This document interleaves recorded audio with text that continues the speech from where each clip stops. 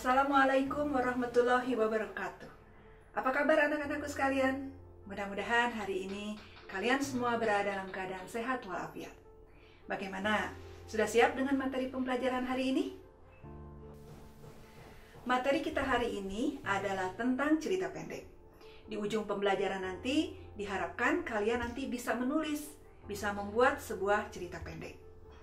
Sebetulnya, membuat cerita pendek ini bukan hal yang sulit loh. Setiap hari, tanpa kalian sadari, kalian itu sudah bercerita. Kalian pulang sekolah, bercerita kepada orang tua, atau kalian curhat dengan teman-teman, itu sebetulnya sudah bercerita. Tetapi, kali ini kita akan mencoba menuangkannya dalam bentuk tertulis. Artinya, sedikit lebih tinggi dari kebiasaan kita bercerita. Kemudian, cerita pendek ini juga fungsi utamanya adalah menghibur, tetapi tentu saja menghibur yang mengandung unsur-unsur pendidikan, unsur-unsur yang dapat diambil hikmahnya oleh kita semua. Cerita pendek adalah cerita yang mengisahkan tentang kehidupan seseorang. Orang tersebut mengalami konflik, menyelesaikannya tanpa harus mengubah nasib seseorang tersebut. Untuk membuat satu buah cerita pendek, kita harus mengenal dulu unsur-unsur pembangunnya. Ada 6 unsur pembangun. Yang pertama adalah tema. Kemudian yang kedua adalah amanat. Yang ketiga adalah alur. Yang keempat adalah latar. Yang kelima penokohan. Dan yang keenam adalah sudut pandang. Yang pertama adalah tema. Tema yaitu ide pokok yang akan kita tuliskan di dalam cerita tersebut. Tema juga terbagi atas 2 bagian. Ada yang disebut dengan tema implisit dan tema eksplisit. Sebuah tema dikatakan eksplisit apabila ide pokoknya tersebut tertera di dalam judul. Sementara dikatakan implisit apabila tema tersebut tidak terlihat di dalam judul. Kemudian yang kedua adalah amanat. Amanat adalah pesan apa yang ingin kita sampaikan kepada pembaca nanti. Yang ketiga adalah alur. Alur adalah jalannya cerita. Sebetulnya ada beberapa alur yang bisa digunakan dalam membuat cerita. Tetapi untuk kita mengambil yang 2 aja ya. Yang pertama adalah alur maju dan yang berikutnya adalah alur mundur. Sebuah alur dikatakan maju apabila kita bercerita berdasarkan urutan waktu. Misalnya, dari pagi, kemudian siang, kemudian sore, malam. Dari kecil ke muda, dewasa, kemudian tua. Nah, itu namanya alur maju. Sementara alur mundur adalah alur yang menceritakan dari masa kini ke arah belakang. Misalnya, dari ending cerita, dari akhir cerita. Kita bercerita tentang apa penyebab peristiwa tersebut terjadi. Kemudian yang berikutnya adalah latar belakang. Latar belakang juga banyak, tapi kita ngambil 2 juga ya. Yang pertama adalah latar belakang waktu, dan yang kedua adalah latar belakang tempat. Yang kelima adalah penokohan. Di dalam penokohan ini nanti akan digambarkan tentang tokoh beserta karakternya. Ada 3 jenis penokohan. Yang pertama adalah tokoh protagonis. Yang kedua adalah tokoh antagonis. Dan yang ketiga adalah tokoh tritagonis. Yang pertama adalah tokoh protagonis. Tokoh protagonis biasanya menggambarkan tokoh-tokoh yang mempunyai sifat baik hati, kemudian memberikan gambaran yang positif. Yang kedua adalah tokoh antagonis.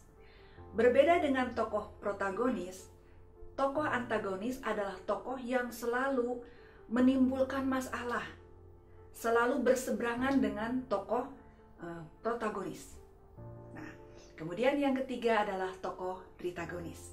Tokoh tritagonis ini berusaha untuk menjembatani tokoh antagonis dan tokoh protagonis.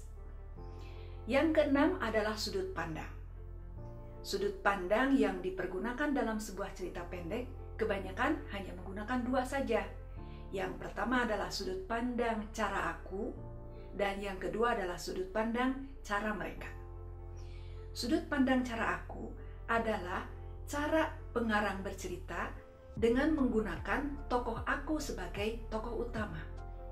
Sementara sudut pandang cara mereka, pengarang berfungsi sebagai orang yang mengetahui kehidupan keseluruhan, jadi berada di luar cerita tersebut.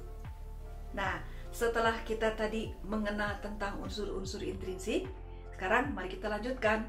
Yang berikutnya adalah struktur kebahasaan. Ada 4 struktur kebahasaan dalam membuat cerita pendek. Yang pertama adalah kita membuatkan orientasi, kemudian rangkaian peristiwa, kemudian komplikasi, dan resolusi. Apa yang disebut dengan orientasi?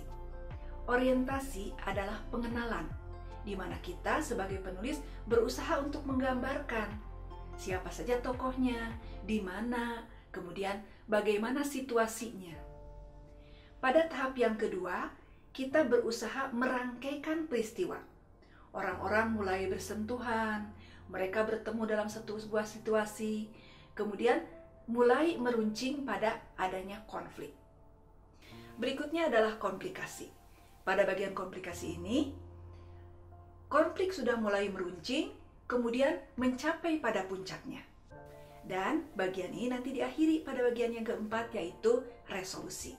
Pada bagian resolusi, semua konflik sudah mulai teratasi dan mendapatkan pemecahan masalah. Nah, bagaimana? Sudah cukup paham kan?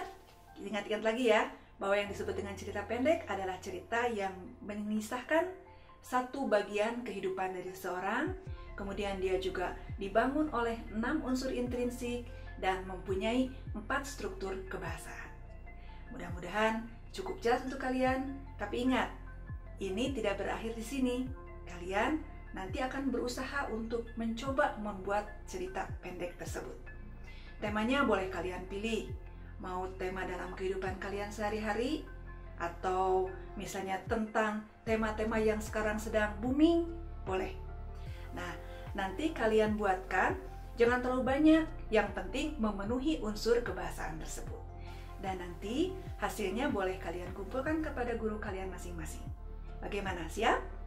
Pertemuan berikutnya nanti kita akan membahas tentang bagaimana cara menulis cerita inspiratif.